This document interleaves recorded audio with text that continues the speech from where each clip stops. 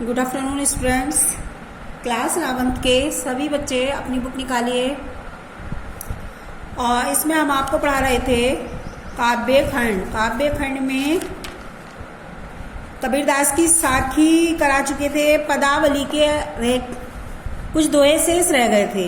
आइए देखिए इसी के दोहे को। आपका ये रह गया था, हमने मरे मरे संसारा, हमको मिल लिया ज्यावन हारा। अब न मरो मरने मन माना, तेई मुए जिन राम न जाना। साकत मरे संत जन जीवे, भरी भरी राम रसायन पीवे। हरि मरे तो हमहू मरे, हरि न मरे हम काहे को मरे।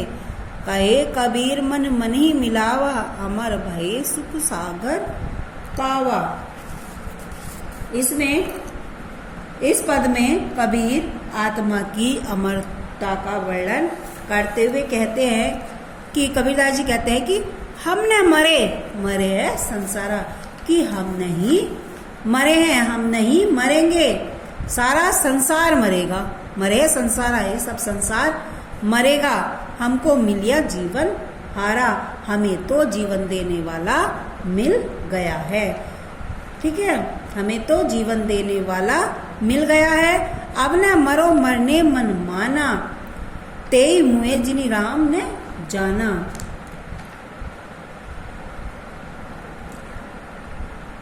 कि अब मैं न तो मरूंगा और न मन में मरने का भय बनाऊंगा। अब ना तो मैं मरूंगा और ना मैं अपने मन में मरने का भय बनाऊंगा।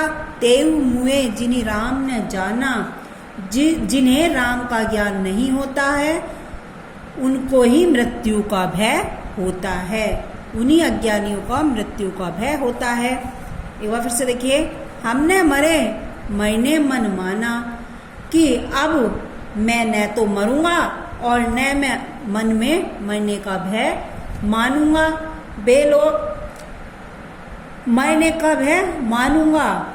बे लोग मरते हैं जिन्हें राम का ज्ञान नहीं होता, जिन्हें राम का ज्ञान नहीं होता, अर्थात अज्ञानियों को ही मृत्यु का भय होता है। साकत मरे संत जीवे, साकत मरे यानी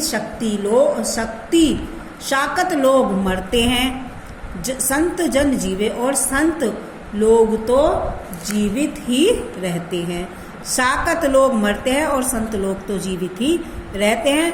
भरी भरी राम रसायन पीवे, संत जन तो राम के प्रेम रूपी अमृत का पान करते हैं। जो संत लोग होते हैं वे तो राम के प्रेम के रूपी अमृत का पान करते हैं। हरि मरे तो हमहू मरे। अब इस पर कह रहे हैं कि हम कैसे मर सकते हैं।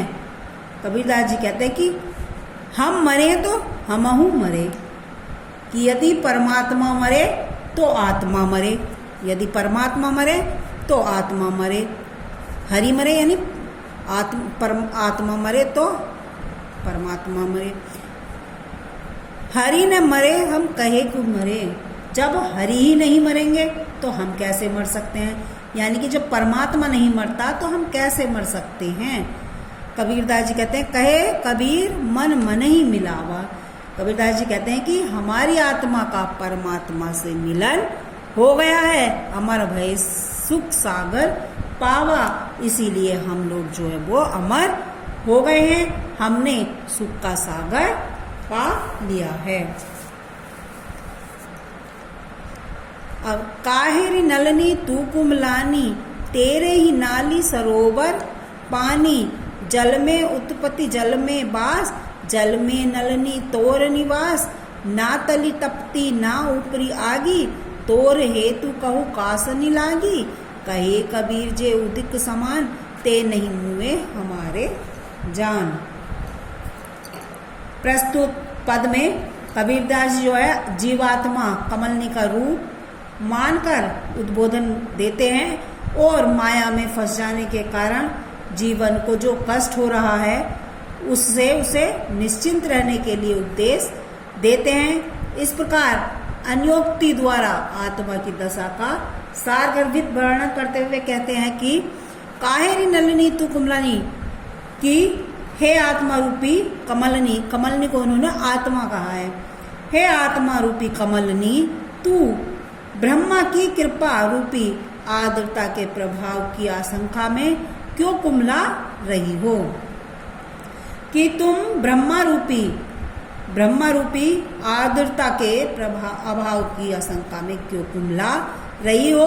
तेरे ही नाली सरोवर पानी, तुम्हारे तो जड़ में ही ब्रह्मा रूपी पानी है।